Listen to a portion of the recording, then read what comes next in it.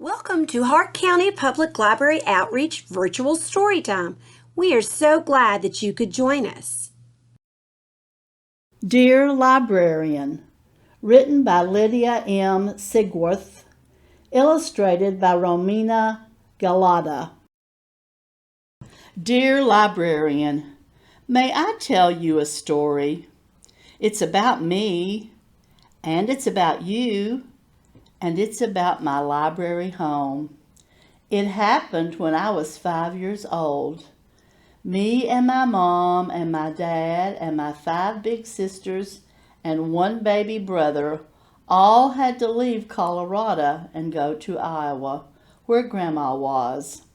My dad needed a new job, and we needed a new place to live. In Iowa, I miss my little blue home with the big maple tree. I miss my red roller skates packed away in the big truck. I miss my sunny backyard with lots of space to run and play. I miss my best friend, little Becca. But most of all, I missed having a home. In Iowa, I didn't have a home to live in, just houses. 5 big sisters and 1 baby brother, and a mom and a dad are a lot of people, so we lived in a lot of different places. Some days we lived at Aunt Linda's house. Aunt Linda had a pretty pink bathtub for fancy bubble baths. But Aunt Linda's house was full of nice things you shouldn't touch because they aren't yours.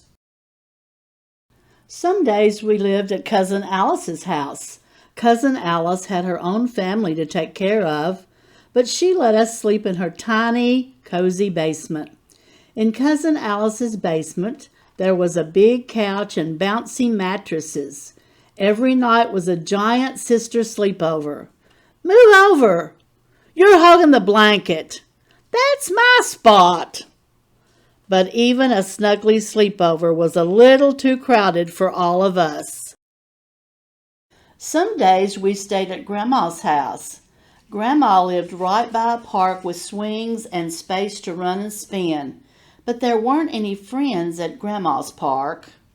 Mom said it was very generous of everyone to let us live at their houses, but Grandma's house was too small, Aunt Linda's house was too nice, and Cousin Alice's house already had a family.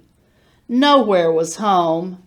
Nowhere had a special spot just for me. Then one day, Mom took me and my 5 big sisters and 1 baby brother to a new place. Not a house, but a big building with stone columns and tall, tall steps.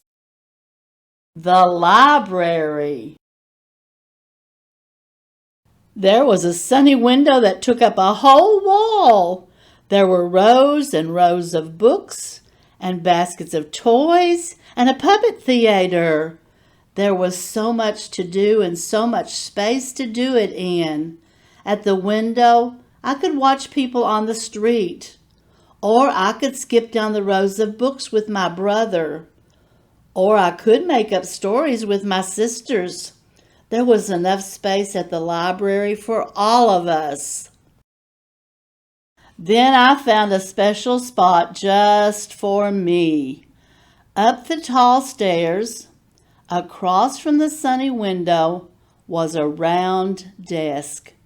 It was my favorite spot because behind that desk was my new friend.